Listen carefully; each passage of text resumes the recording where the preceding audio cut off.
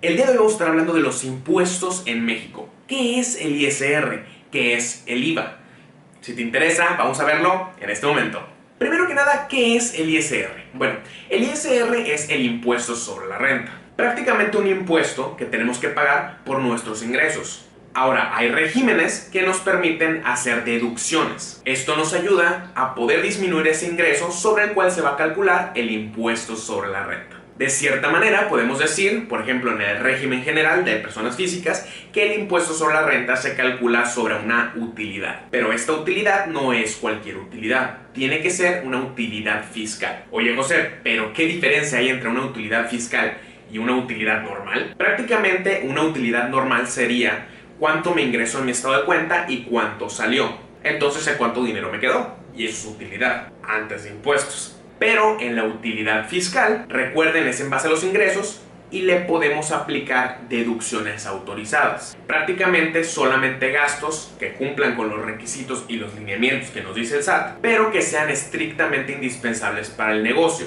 Por ejemplo, si soy una papelería, obviamente puedo deducir o puedo disminuir de mis ingresos lo que voy a vender, hojas, plumas, etc. También lo que voy a necesitar para consumir para mi actividad, que también puede ser hojas, por ejemplo, para imprimir contratos. Si hago envíos a domicilio, bueno, también puedo deducir un coche. Sin embargo, aquí entramos en temas un poquito más técnicos, ya que un coche tiene topes y además no lo deduces todo de jalón, sino que entra mediante algo llamado depreciación. Sin embargo, la depreciación es un tema que vamos a ver más adelante. Entonces ya platicamos un poquito del ISR, pero bueno, ¿cuánto es lo que tendría que pagar? Esto varía dependiendo cada caso, porque ya dijimos, es una utilidad fiscal, no necesariamente tu utilidad de cuánto dinero te quedó. Habría que ver qué tantas deducciones podemos meter. O por otro lado, si estás en reciclo, ahí es más fácil, cuáles son tus ingresos y sobre eso pagas impuestos. Ahí no hay deducciones. Si nos enfocamos en el régimen general de personas físicas, la tasa del ISR ronda entre el 1.92% como mínimo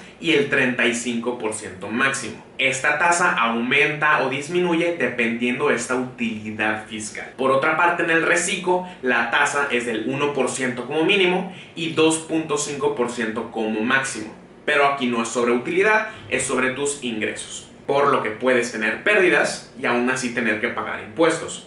Mínimos, pero hay que pagarlos. Ahora hay que recordar que el impuesto sobre la renta es un impuesto anual que nosotros vamos dando como pequeños anticipos denominados pagos provisionales. Esto es prácticamente para que en vez de que a final de año te digan tienes que pagarme 100,000 pesos, pues mejor te digan págame unos 8,000 pesos mensuales. Y ya en la anual lo que se hace es volver a calcular todo el año completo y ver si hay saldo a favor o saldo que tú tienes que pagar. Entonces la anual pueden verla como una especie de ajuste. Por otra parte, el IVA es un poco más sencillo. Digamos que la parte más complicada del IVA sería que tiene diferentes tasas. Tiene tasa 0%, tasa exenta, tasa al 16% y tasa al 8%. De entrada creo que dirán, oye, 0% y exento, pues es lo mismo, ¿no? Exento es que no hay y algo multiplicado por 0 es 0. De entrada financieramente tienen razón. Fiscalmente hablando tienen tratamientos distintos. Para no entrar en mucho detalle, si yo vendo algo que tiene IVA 0%, significa que aún así tengo la obligación de declarar el IVA. Y eso también me da derecho a poder acreditar IVA de mis compras. Sin embargo, el IVA exento es lo opuesto. Esos ingresos no se consideran para el IVA, por lo que tampoco puedes acreditar. Ahora, ¿qué pasa si tengo de las dos? O sea, tengo actividades que sí se consideran para el IVA y actividades que no. Nos metemos en algo más técnico, que es la proporción acreditable del IVA. Solamente puedes acreditar el IVA en proporción a tus ingresos que son considerados para el IVA. No se preocupen, nos vamos a meter en eso más adelante. Pero por otra parte tenemos el IVA al 16%, que es el IVA general, el que